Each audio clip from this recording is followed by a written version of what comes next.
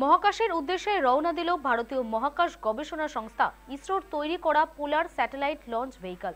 মহাশূন্যে আরও এক লম্বা লাফ দিল ভারতীয় মহাকাশ গবেষণা সংস্থা ইসরো। সোমবার শ্রীহরিকোটার Satish Dhawan space research centre থেকে রাত 10টা নাগাদ উৎক্ষেপণ করা হলো PSLV C-60 রকেট। এই লঞ্চিংকে স্পেস ডকিং এক্সপেরিমেন্ট বলা হচ্ছে।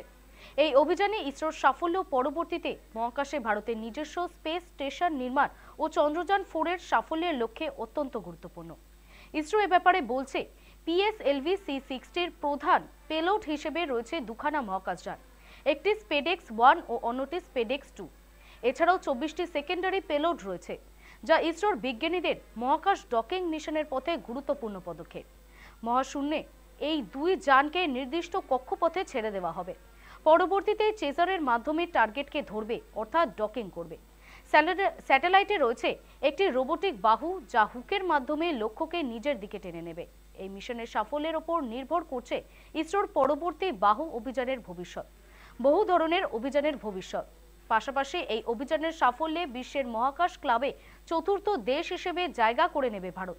মিশনের প্রধান জয় কুমার জানিয়েছেন, 2035 সালের মধ্যে নিজস্ব আন্তর্জাতিক মহাকাশ স্টেশন স্থাপন করতে জোর কদমে প্রস্তুতি শুরু করা হয়েছে।